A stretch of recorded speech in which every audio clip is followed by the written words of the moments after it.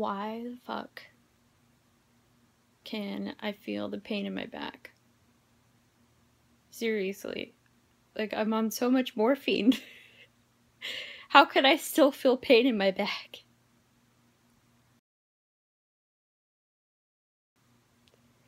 It is so ridiculous. The weird things that happen to me alongside what I deal with already. And I was doing PT, and I guess I'd pulled something or whatever, which, I mean, makes sense because it's been a while since I've exercised. It was difficult trying to do it again because,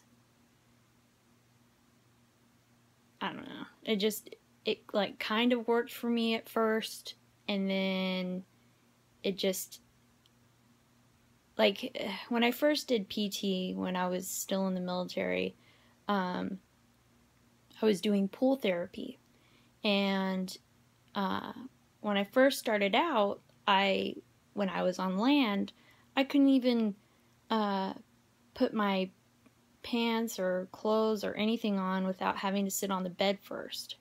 And, for example, I couldn't stand on one leg, if that makes sense. And after about, I think it was 2.5 months of pool therapy, I was finally able to put my clothes on while standing. I mean, it's still more painful to stand and put my clothes on, but I felt more, I don't know, more in control, I guess is one way to put it. I felt more normal. So even though it hurts more to put my clothes on while standing, I do it anyway because that's normalcy and I need that. And yeah, I mean, I guess people still put their clothes on while sitting, but for me it's an accomplishment to stand and put my clothes on. But anyway, that was pretty much all I got out of the pool therapy, and it wasn't very specific for my condition. Like, there was a lot of exercises that we did that would hurt my feet so bad. And then there would be like running exercises like across the pool. And because of my condition, my feet don't prune in water. And your feet need to prune in water so you can grip surfaces. That's why it happens. That's why your hands get pruny. That's why your feet get pruny, so you can grip surfaces and not slide around. And so I would be doing these running exercises in the pool, and I'd just be slipping, like falling off my face. Well, hitting my face on the water, but whatever. But anyway, that's just an example of like how those exercises weren't specific for me. And they were group PT exercises, and they didn't have any that were one-on-one or anything like that.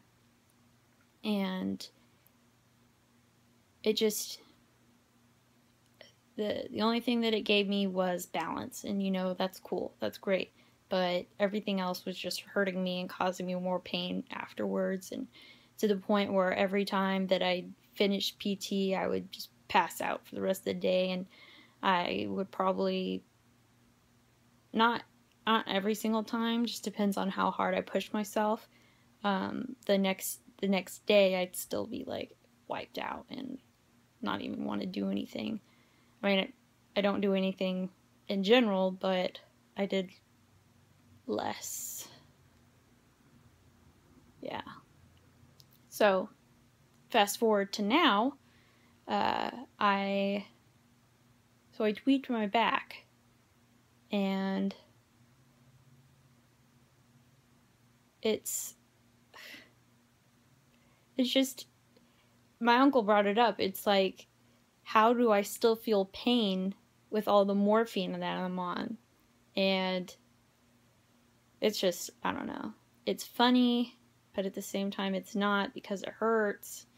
Per my mom's suggestion, I put the heating pad on my back, and it's been helping. At first, there wasn't really any change, but now, today, let's see, today's Saturday, so it was Thursday was PT. That's when I tweaked it. So my back is starting to feel better now. So maybe it was just like a weird soreness. But I don't know, I guess, I don't know. Pain medicine is so confusing. Like, we're not sure exactly what's wrong with my hands, because I have nerve damage in my feet, but there's also something wrong with my hands. We just don't know exactly what the damage is. Like, when this first happened to me, my hands were actually the first thing to start hurting. And then the next day, my feet started hurting. And then about 2 weeks later, my hands all of a sudden weren't hurting anymore. And it was just my feet. Over time, we kept guessing, maybe it was the flu mist that caused this. Maybe it was something that I had eaten. We just really weren't sure what caused the nerve damage. And then we finally found out I had taken an antibiotic. I always fuck up this name, but it's a fluoroquinolone. I don't remember the exact name of the medication, but it's one of those types. And basically, like, 1 in 3 people have a severe allergic reaction, and they either get, some people, they'll get paralyzed. Some will have nerve damage like me, but it'll be like located in different places.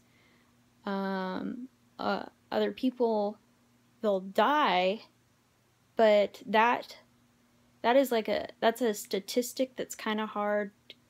That's a part of the statistic that's kind of hard to prove, because you won't know if someone has died because of the antibiotic, because you have to do an EMG on the person, and the EMG tells you what's up with your nerves, basically. And when they do an EMG on my feet, they're like, oh, you have this kind of nerve damage. And when they do the EMG on my hands, they're like, well, you don't have carpal tunnel, you don't have the same nerve damage as your feet, but it's possible that you do have a different type of nerve damage that's just undetectable. Going back to the person that could have passed away because of the antibiotic, no one's going to do an EMG on a dead body. They're going to see you're dead, and they're going to be like, oh, natural causes, whatever. Which is unfortunate, because it's like, that's a big deal.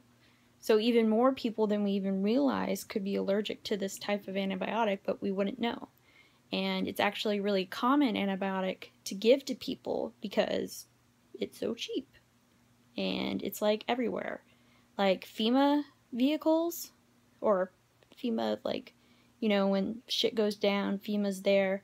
They'll have like tons of this antibiotic.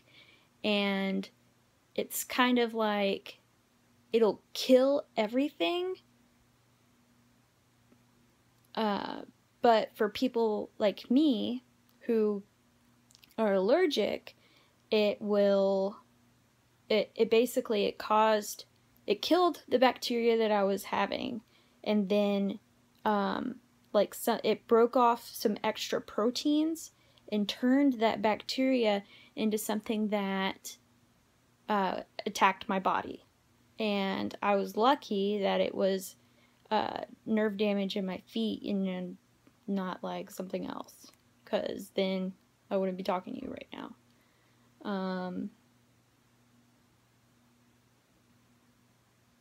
I have no idea where I was going. But so I guess that's a little more about how this kind of happened.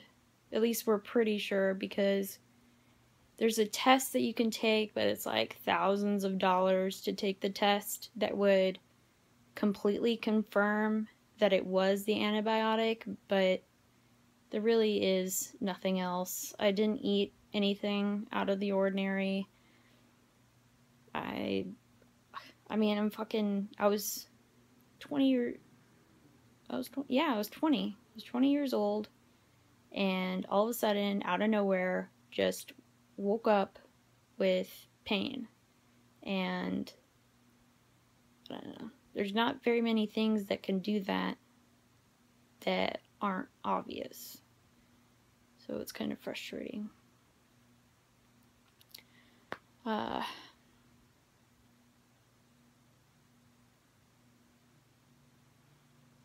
Sorry. It's just, I've told this story so many times, and it's like,